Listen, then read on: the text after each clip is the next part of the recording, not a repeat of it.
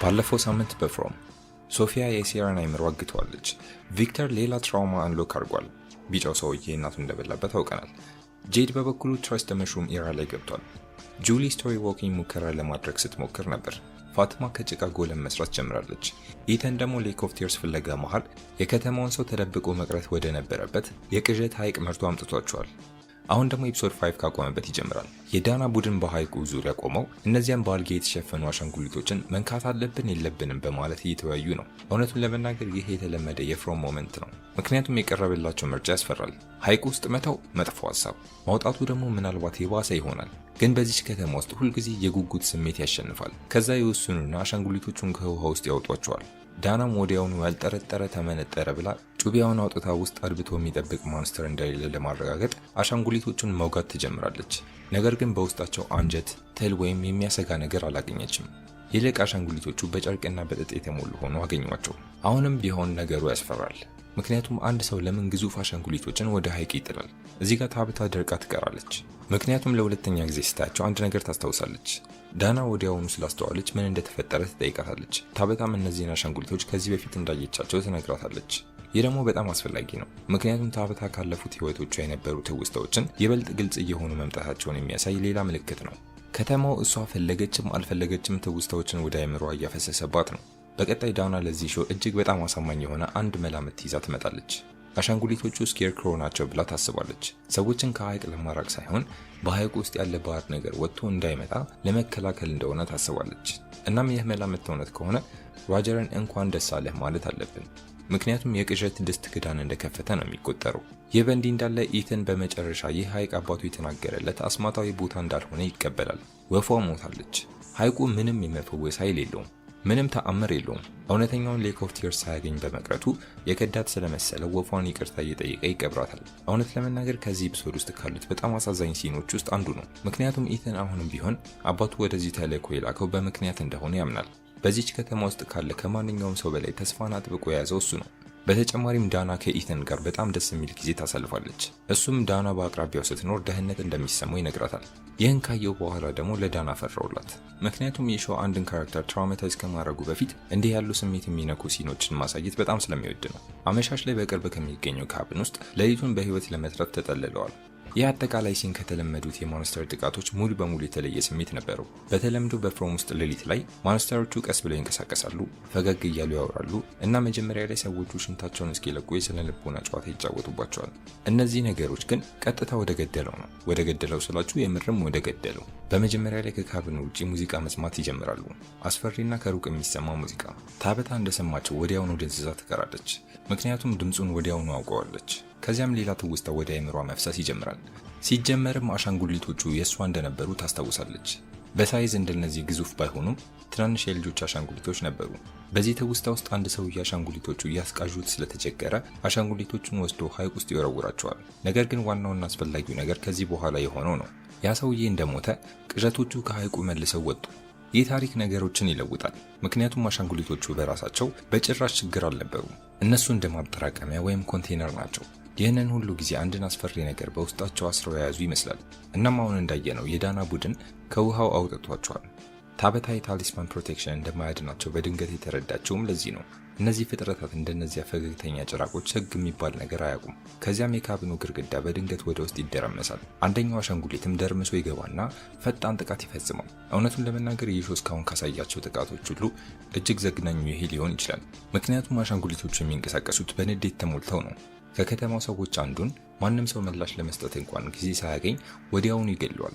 ከዚያም ኤሊስ ፓቲን ለመፈለግ ወደ ውጭ ይሮጣል። አንደኛው አሻንጉሊት ፊቷን ወደ ማገዶ እሳት አስጠግቶ እንደ ማርሽሜሎ በህይወት እያቃጠላት ያገኘዋል። ይህ ሲን ትንሽ ይሰቀጥጣል። ምክንያቱም አሻንጉሊቱ እሷን ለመግደል ብቻ እየሞከረ አልነበረም።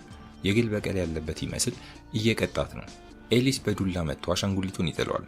በስተመጨረሻም ኤሊስ ጥቅም አስገኘ ከ4 ሲዝን በኋላ። በዚህ መሃል ዳና በሌላ አሻንጉሊት ጉሮሯን ትታነቃለች። በተለይም ከሰሞኑ ለእሷ እየተሰጡ ካሉ የሞት ፍንጮች በኋላ ለትንሽ ሰከንድ ህይወቷ 7ኛ ሰማይ ሊሄድ ነው ብለን ነበር። ነገር ግን ታበታ አንድ ነገር ታስታውሳለች። ገባት ሳይሆን ታስታውሳለች። የእንጨት ምስል ወይም ውድን ቶተም ይዛ አሻንጉሊቱን ትወጓለች፣ ወዲያውኑም ትገድሏለች። ይህ ሞመንት በጣም ትልቅ ነገር ያሳየናል። ምክንያቱም ያለፈው ህይወት ትውስታዎቿ እንዲሁ ዝም ብለው የሚመጡ መስሎች ሳይሆኑ ትክክለኛ ሰርቫይቫል እውቀትን የያዙ ናቸው። ታበታ እነዚህ ነገሮች እንዴት መግደል እንደምትችል በአእምሮዋ ታውቅ ነበር። ማስታወስ ብቻ ነበር የሚጠበቅባት። ይህም ማለት በሌላ ሳይክል ወይም በሌላ ህይወቷ ውስጥ የሆነ ቦታ ላይ ከነዚህ አሻንጉሊቶች ጋር ተዋግታለች ማለት ነው። እናም ጄድ ስለ ከተማዋ እውነቱን እያስታወሰ ከሆነ ታበታ ደግሞ ከዚህ ቀደም የነበሩት ሰዎች እንዴት እንደተረፉ እያስታወሰች ነው። አሁን ደግሞ ወደ ሼሪፍ ኦፊስ ስናመራ መሽሩሞቹ በመጨረሻ ስራቸውን በይፋ የጀመሩ ይመስላል። ምክንያቱም ጄድ ጨርቁን ሊጥል ምንም አልቀረውም። በመስኮት በኩል ወደ ውጭ እየተመለከተ እያለ በድንገት ሸረሪቶች በየቦታው መሽከርከር ይጀምራሉ። ቦይድ እየሆነ ያለውን ነገር ሲያይ ጄድን አስቀምጦ ነገሮች ከቁጥጥር ውጭ ከሆኑ የሚጠቀሙበትን ሴፍ ወርድ ይፈጥራሉ። ሴፍ ወርዱ ምን ቢሆን ጥሩ ነው? ካፕሪኮርን። ይህ ትንሽ ፈገግታ የሚያጭር ነው። እስቲ ያስቡት። አስፈሪ የጭራቅ ከተማ ውስጥ ተይዘው የአደጋ ጊዜ ቃላችሁ ወይም ሴፍ ወርዳችሁ የዞዲያክ ሳይን ሲሆን ከዚያም ጄድ ሌትስ ጎ ጌት ዊርድ ብሎ ይወጣል። ብራዘር፣ ከዚህ በላይ ዊርድነስ ከየት ይመጣል? ከዚያም ቦይድ ንጹህ አየር ይረዳው ይሆን በሚል ተስፋ ወደ ውጭ ይወስደዋል። ጄድን በጡዘት መንፈስ ሆኖ ጫካውን ትውስታ እንዲያሳዩ ይጠይቃል። ነገር ግን ጄድ በምትኩ ከጫካ ውስጥ የሚወጣ የቫዮሊን ድምፅ መስማት ይጀምራል። ድምፁን ተከትሎ ሲሄድም ራሱን በልጅነቱ ያገኘዋል። የ12 ዓመት ልጅ ሆኖ ለአያቱ ቫዮሊን እየተጫወተላት ነው። ይህ ሲን ስለ ጄድ ብዙ ነገር ይነግረናል። ምክንያቱም ከዚህ ሁሉ ቀልድና ትዕቢት በስተጀርባ በግልጽ ያልተፈታ የስነ ልቦና ጠባሳ ወይም ትራውማ አለው። እናም ጄድ ይህን ማስታወስ የፈለገው አይነት ትውስታ እንዳልነበር መረዳት ትችላላችሁ።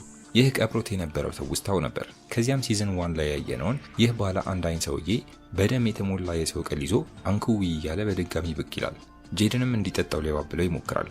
ቦይድ ደግሞ ነገሩ እውነተኛ እንዳልሆነ በተደጋጋሚ ይነግረዋል። ምክንያቱም ጄድ የሚያየውን ቦይድ ማየት አይችልም። በዚህ መሃል ታናሹ ጄድ እንዳይጠጣው በተቃራኒው ይነግረዋል። ጄድ መስሚያው ጠጠር ነው። ለማንኛውም ብሎ ይጠጣዋል። ምክንያቱም ይህ ሰው በህይወቱ መጥፎ ሀሳብን አይ ማለት አያውቅበትም። ወዲያውንም ደሙ በቅል ውስጥ ወደሚሽከረከሩ ሸረሪቶች ይቀየራል። ከዚያም ታናሹ ጄድ በፈረንሳይኛ መናገር ይጀምራል። እናም አንድ ትልቅ ነገር ይነግረዋል። ሚሞሪህን አንተ መምረጥ አትችልም ይለዋል። ይህንን ንግግር በፍሮም ውስጥ ያለውን አጠቃላይ የዳግም ውልደት ወይም ሪኢንካርኔሽን ዑደት ሊያብራራልን ይችላል። ከተማዋ ራሷ ምን ማስታወስ እንዳለብህና መቼ ማስታወስ እንዳለብህ ትወስናለች። በመቀጠል ህፃኑ ጄድን ወደ ራእዩ ይበልጥ ጠለቅ አድርጎ ይወስደዋል። በድንገትም ጄድ ክሪስቶፈር የሲቪል ዋር ወታደሩን ባለ አንድ አይኑን ሰውዬና ትልቅ አለት ተጭኖበት የሞተው ሰውዬ በአንድ ላይ የሙዚቃ መሳሪያዎችን ሲጫወቱ ያያል። እናም እጅግ አስገራሚው ነገር እዚህ ጋር ነው። እነዚህ ሰዎች የጄድ የቀድሞ አካላቶች ናቸው። ከነዚህ የራሱ የቀድሞ አካላቶች መካከል አንዳቸውን በማንስተሮች እንዳልተገደሉ ይረዳል። የተገደሉት በሰዎች ነው። ቁስሎቹ ሙሉ በሙሉ የተለዩ ናቸው። ደረታቸው ምንም አልሆነም። የማንስተሮቹ የጥፍር ምልክትም የለም። ካለፉት ህይወቱ የነበሩት እያንዳንዱ የጄድ አካላቶች የተገደሉት በራሳቸው በከተማ ሰዎች ነው። ከዚያም ታናሹ ጄድ ይህን መላመት ያረጋግጥለታል። እሱ እነሱን ሚኖስ ኢን ሻርክስ ኔት ወይም በሻርክ መረብ ውስጥ ያሉ ትናንሽ አሳዎች ብሎ ይጠራቸዋል። እርስ በርሳቸው እስኪጠፋፉ ድረስ እነሱን ማኒፕሌት ለማድረግና ለማንቀሳቀስ የተሰራ ስርዓት ውስጥ የተጠመዱ ሰዎች ናቸው። ትናንሾቹ አሳዎች የከተማው ሰዎች ሲሆኑ ሻርኩ ደግሞ ይህንን ቦታ የሚቆጣጠረው ማንኛውም አይነት ኃይል ነው። እናም ነገሩ ሁሉ በሚያስደነግጥ ሁኔታ ግልጽ ይሆንለታል። በእያንዳንዱ ዑደት ልጆቹ ወደ ጄድ ይጮኻሉ። የከተማው ሰው እሱ በትክክል ማን እንደሆነ ያወቀ ቀን ሁሉም ሰው በሱ ላይ ይነሳል፣ ከዚያም ይገሉታል። እውነቱን ለመናገር ሶፊያ ኤፒሶድ 3 ላይ ቀድማ ለዚህ ነገር የጥላቻ ዘር መዝራት እንደጀመረች አይተን ነበር። ጄድና የማቲው ቤተሰብ ከከተማዋ ስቃይ ጋር ግንኙነት አላቸው የሚለውን ሀሳብ ቀስ በቀስ እያሰረጸች በከተማውና በጄድ መሃል ክፍተት ለመፍጠር ስትሞክር ነበር። ስለዚህ ይህ አሁን ዝም ብሎ ፓራኖያ ወይም የጥርጣሬ ስሜት ብቻ አይደለም፣ በፍሮምቪል ውስጥ ለሚነሳ እውነተኛ የእርስ በርስ ጦርነት ዝግጅት ይመስላል። ጁክባክሱ ቀጣይ ኤፒሶድ ላይ እንዋጋ በለው የሚለውን ቢከፍት እንዳይገርማችሁ። በእንቅርት ላይ ጆሮ ደግፍ እንደሚባለው አባባል ትንሽዬው ጄድ ሌላ ንግግር ይጨምራል። ጄድ ስለ ታበታ ሲጠይቀው ፎር ታበታ ኢትስ ወርስ ይለዋል። ይህንን ባለበት ቅጽበት ሁሉም ነገር ቦታውን እየያዘ ይመስላል። ሚራንዳ በመሰረቱ የታበታ የቀድሞ አካል ስለሆነች የዚህ ነገር አንድምታ ያስፈራል። በሚራንዳ ላይ የሚደርሰው ነገር ምናልባት በታበታ ላይ ሊደርስ ይችላል። ቪክተር ደግሞ ያምን እንደሚመስል ቀድሞ ነግሮናል። ቢጫው ሰውዬ ሚራንዳን ዝም ብሎ አልገደላትም፣ በስነ ስርዓት ነው ያጣፈጣት። ስለዚህ ልጁ ለታበታ የባሰ ነው ሲል እንደ ማስጠንቀቂያ ሳይሆን የወደፊት ህይወቷን ቀድሞ እየነገረን ነው። እናም እውነት ለመናገር ጁሊ በከተማው ጭፍጨፋው ወቅት ስቶሪ ዎክ አርጋ ቢጫው ሰውዬ የሰውን አካላት ሲበላ አይታለች። ታበታ ልክ እንደ ሚራንዳ ወደ አሰቃቂ ወጣ ፈንታ እያመራች ሊሆን ይችላል። ህፃኑ ልጅ ለጄድ እውነቱን ለማየት መንገዱን ማጽዳት እንዳለበት ይነግረዋል። ከዚያም እቃውን ሲያነሳሱ አንድ እንግዳ በር ያያሉ። ከበሩ በስተጀርባ ደግሞ የቅዠቶች ማዕከል በሉት። በጣራው ላይ ግዙፍ ሸረሪት፣ እንግዳ የሆኑ መተላለፊያ ዋሻዎችና ቦይድ በየ5 ሰከንዱ ብቅ ጥልቅ እያለ ጄድን አስጨነቀው። ይህን ሁሉ ጊዜ ቦይድ ካፕሪኮርን እያለ እየጮኸ ነው። ይህን ጉዳዩን ሰብስክሪፕሽን ካንስል ለማድረግ እየሞከረ ይመስላል። በመጨረሻም ጄድ ልጁን ለመጨረሻ ጊዜ ተከትሎት ይሄድና እነዚያ አፈር የበሉ አንኩቢ ልጆች ወደ ተሰዉበት ክፍል ይገባል። ከዚያም በድንገት ማንስተሮቹ በዙሪያው ከበውት ከነ ህይወቱ ይቀብሩታል። ጄድ በድንገት ወደ እውነታው ይመለሳል። ይህ ሁሉ ሲሆን አሁንም በሼሪፍ ኦፊስ ውስጥ እንደተቀመጠ ነው። በቀላል አማርኛ እያንዳንዱ ነገር የተከሰተው በምናቡ ብቻ ነበር። ወደ ከተማው ስንመለስ ደግሞ ነገሮች ይበልጥ ከቁጥጥር ውጭ እየሆኑ ነው። ሶፊያ በክሊኒክ ውስጥ ሕክምና እየተደረገላት ሳለ ሜሪየል ከአምቡላንስ ውስጥ ፋሻ ለማምጣት ትሄዳለች። በድንገትም ሲዝን 3 ላይ የነበረውን የደንጅን ወይም የወህኒ ቤት ስቃይ በአይምሯ እንደገና ማየት ትጀምራለች። እናም በዚህ ሲን ሰዎች ትኩረት ያልሰጡት ሌላ አንድ ነገር አለ። እሱም በቀጥታ ከጁሊ ስቶሪ ዎኪንግ ጋር፣ ከሜሪየል ራእዮች፣ ከማርቲን እና ከላይት ሃውስ ቁጥሮች ጋር ይገናኛል። ጁሊ ከዚህ በፊት ስቶሪ ዎክ ስታረግ ራንደል በዚያ ደንጅን ውስጥ ከግድግዳ ጋር በሰንሰለት ታስሮ አይተነዋል። ቆይቶ ደግሞ ሜሪየል በአምቡላንስ ውስጥ በነበራት ራእይ ልክ በዚያው መልኩ በሰንሰለት ታስራ አየናት። ተመሳሳይ ስቃይ፣ ተመሳሳይ አቅም ማጣት ይታይባታል። እንደሚታየው ከወህኒ ቤቱ ወይም ከደንጅኑ ሲን ጋር ከአንዳንድ ተመሳሳይነት አለው። ከዚያም ሬዲዮ እንደገና የተለያዩ ቁጥሮችን ማስተላለፍ ይጀምራል። ከታዩት ቁጥሮች አንዱ 1609 ነው። ይህ ቁጥር በጣም አስፈላጊ ፍንጭ ነው። ምክንያቱም ታበታ ላይት ሃውስን ወይም ማማውን በጎበኘችበት ወቅት በግድግዳው ላይ ብዙ የተቀረጹ ዓመተ ምህረታትን አይተናል። 1609 ደግሞ ከነሱ ውስጥ አንዱ ነበር። ለመጀመሪያ ጊዜ እነኚህን ቁጥሮች ያየነው ሲዝን 1 ላይ ነበር። ያንም ስናያቸው ዝም ብለን አልፈናቸው ነበር። አሁን ግን የዑደቱ ምልክት ወይም የሳይክል ማርከርስ እንደሆኑ መገመት እንችላለን። በከተማዋ ውስጥ የሚከሰቱ እያንዳንዱ ትልቅ ጭፍጨፋዎች ወይም አዲስ ጅማሮች እዚህ ላይ ይመዘግባሉ። እናም ፓተርኑን ካስተዋላችሁት ነገሩ ይበልጥ አሳሳቢ ይሆናል። በላይት ሃውስ ወይም ማማው ግድግዳ ላይ ያለው የቅርብ ጊዜ ቁጥር 1978 ነው። እሱም ቪክተር በልጅነቱ ከከተማው ጭፍጨፋ ያመለጠበት ወይም የተረፈበት ዓመት እንደሆነ እናስባለን። ከዛ በፊት የነበረው ሁለተኛ የቅርብ ቁጥር ደግሞ 1931 ነው። በ1931 እና በ1978 መሃል ያለው ልዩነት የ47 ዓመታት ልዩነት ነው። አሁን ደግሞ በ1978 ላይ ሌላ 47 ዓመታትን ስደምሩ 2025 ይሆናል። ይህ ደግሞ ለከተማው ነዋሪ የሚያስደነግጥ ዜና ነው። ምክንያቱም የአሁኑ የፍሮም ዓመት 2025 አካባቢ ሊሆን ይችላል። ይህም ማለት ከተማዋ ወደ ሌላ ሳይክል እየተዘጋጀች ነው ማለት ነው እና ወደ ሌላ ትልቅ እልቂት እየተቃረበች ሊሆን ይችላል። እውነቱን ለመናገር የሹ አስቀድሞ ለዚህ ውድቀት ራሱን እያመቻቸ ነው። ከተማዋ እንደገና እየተበጠበጠች ነው። ሰዎች እርስ በእርስ እየተጣሉ ነው። ሶፊያ ሁሉንም ሰዎች ማኒፕሌት እያደረገች በሐሰት ሰው እያያያዘች ነው። ጄድ በእያንዳንዱ ሳይክል መጨረሻ በከተማው ሰው እንደሚገደል አውቋል። ታበታ ከቀድሞ የራሷ ማንነቶች ትውስታ እያገኘች ነው። ሌላው ቀርቶ ማንስተሮቹ ራሱ እየተቀየሩ ነው። ነገሮች ሁሉ ለሌላ ታላቅ ውድቀት የሚያስፈልጉ ቅድመ ሁኔታዎችን ቀስ በቀስ እያመቻቹ እንደሆነ ያሳያል። ይህንን መላምት አስፈሪ የሚያደርገው ደግሞ ቪክተር ያለፈውን ጭፍጨፋ የተረፈው በልጅነቱ መሆኑ ነው። አሁን ደግሞ በከተማዋ ያለው ሕፃን ኢተን ነው። ስለዚህ ታሪክ ራሱን የሚደግም ከሆነ የቲቪ ሾው ኢተን የሚቀጥለው ቪክተር ወይም ብቸኛው ሰርቫይቨር እንደሚሆን ፍንጭ እየሰጠ እንዲሆን ይችላል።